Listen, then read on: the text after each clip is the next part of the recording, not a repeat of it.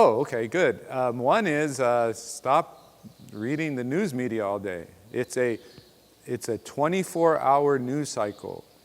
I was talking to my daughter as we were driving in the car. It's like, I can't even turn on the sports without sports talking about coronavirus. It's like, it's everywhere. So one thing is just kind of reduce the amount of just sitting there fixated on what the news is saying, because the news is trying to keep coming up with stuff. And I think they have a semi-legitimate reason for scaring you.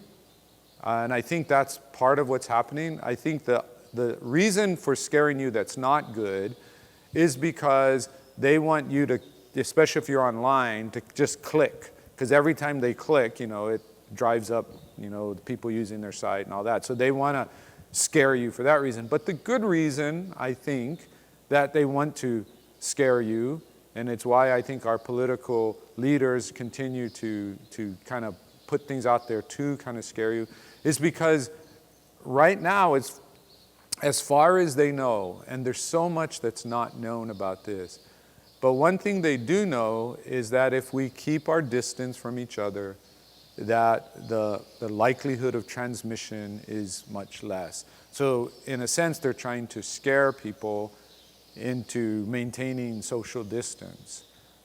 So here's what I do. Every day, I go and I look on the newspaper. I look in the newspaper as online, or I look at a couple other sources, and I look at the numbers that are happening in Hawaii. And I actually put on Facebook every day, it says, coronavirus update, no doom, no gloom, no politics. It's just the numbers. And I'll put the number of cases, put the number of people who've recovered, I put the number of people who've died, I put the number of people who've been hospitalized, and just whatever I can get from the best sources. And for me, that's what I want to see. And I think that's what other people want to see. They're tired of all these talking heads going on and on and on and on about this, because it does feed this kind of fear in us. But then that's what not to do, which is stop hooking yourself up to news media. What you can do is, again, start asking the question, okay, God, what can I do to live out my faith in this time? What can I do? And there's so many opportunities. I've got 2 opportunities I'm going to share with the church later on. One is there's a group asking for people to sew masks. They know the masks are not 100%, but they help some. So they're asking people to sew masks. There's another group that was just contacting me yesterday saying they're trying to coordinate care for elderly people in the communities.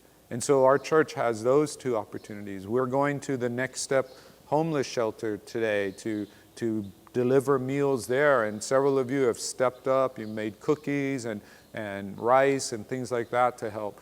So the question is, what can you do? If you're stuck, with your family, I've said this many times, that one of the biggest, problems we as Christians have had, Christian families, Christian parents have had, is that we have not invested in our kids and helped our kids understand our faith and discipled our children and things like that. We just haven't done it. Well, guess what? God's forcing you to stay together. Are you going to do it now? If you have the time, can you spare 30, 45 minutes a day to sit around and read God's Word together and pray and share different elements of your life? Have you ever shared how you became a Christian with your children? Have you? I mean, why not? If you've never done that, think about that. That's supposed to be the most important thing that's ever happened in your life, and you haven't told your kids. You haven't shared a first-person example of it. So many things we can do. And I just encourage you, just do them. If you have ideas, send them in. I send out 2 letters a week, and I'll put the ideas in so others can benefit from what you're doing.